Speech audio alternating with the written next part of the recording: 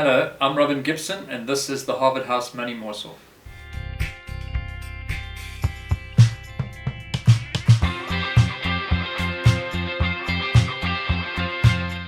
Welcome back, thank you for joining us again. Please don't forget to like and subscribe. Click the bell so that you get a notification of when we're releasing a new video. I'm sitting again today with Willie Pelser. Hello Willie, how are you doing? Morning Robin, I see we're using our hamsters today. Yeah, we're using our hamsters today. The sound is still an ongoing issue that we're working on, so please bear with us. So Willie, I was looking at the US 10-year Treasury yield, the 10-year bond for America. That has now gone over 4.5%, which is, it hasn't been there since 2007, so that's 16 years. There's a whole generation that have never experienced that. And it seems to be rising in a vertical manner. Should this be something that we're seriously worried about? What's the lowdown on this event? Yeah, Robin, it almost comes as a bit of a shock to the system, but like we always say, we just have to take 2 or 3 steps back and just look at some stuff and then realize, okay, why this is happening. So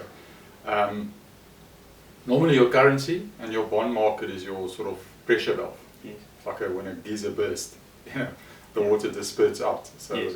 in this example in the US, actually the water is the 10-year. So taking a step back, we know the story, we've been talking about this for a long time, is interest rates, inflation.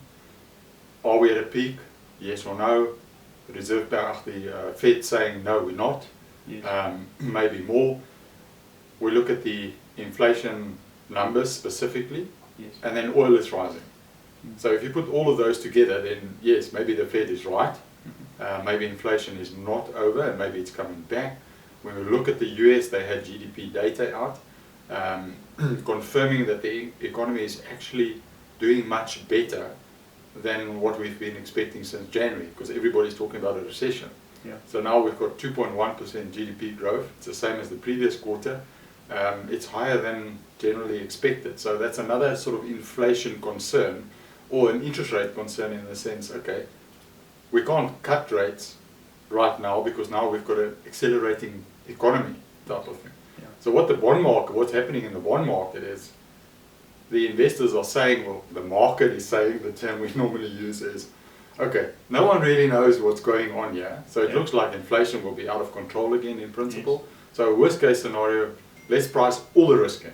Yes. And then suddenly in 2-3 days, we're at more than 4.5% on the long bond. So it's a risk expression that we're not sure about inflation again. We're not sure when the Fed is going to change. The labor market looks promising in the US, and the economy is not coming to a recession. So there's risk somewhere. Let's price it. Yeah.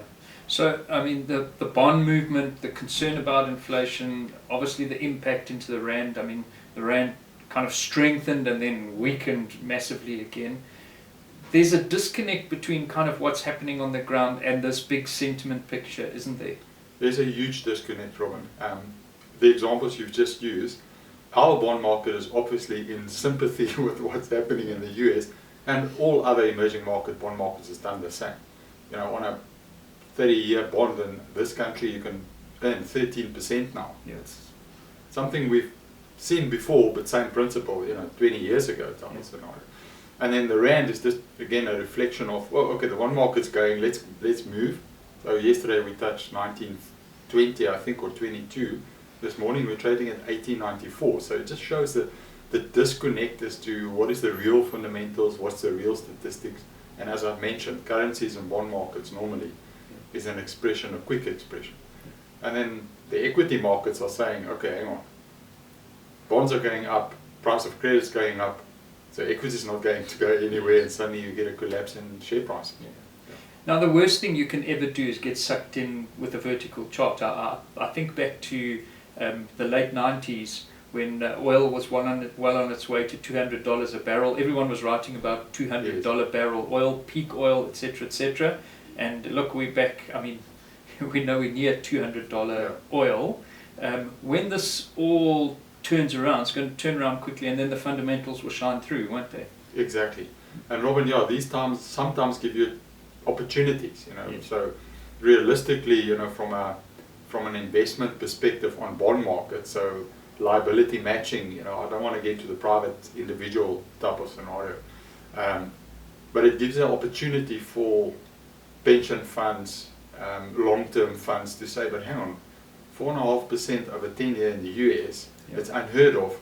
You know, we lock it in. So it does give buying opportunities if you understand the risk that it's pricing in. Yes. It's not to say we end at 4.5%, and now we're going back to 2%. Yeah. Same in South Africa, that 13% might become 40, you know, because there's risk that we have to price in.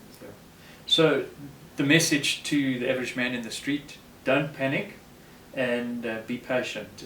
This is not going to be like this forever. We've seen these panics before, and then people make huge mistakes. Yeah, awesome. Willie, thank you for giving us that picture. Please don't forget to like and subscribe. We'll catch you next time. Let's hope the Springboks can get us through to the quarters on Sunday. You will know by the time you watch this. Goodbye. Go Bokke.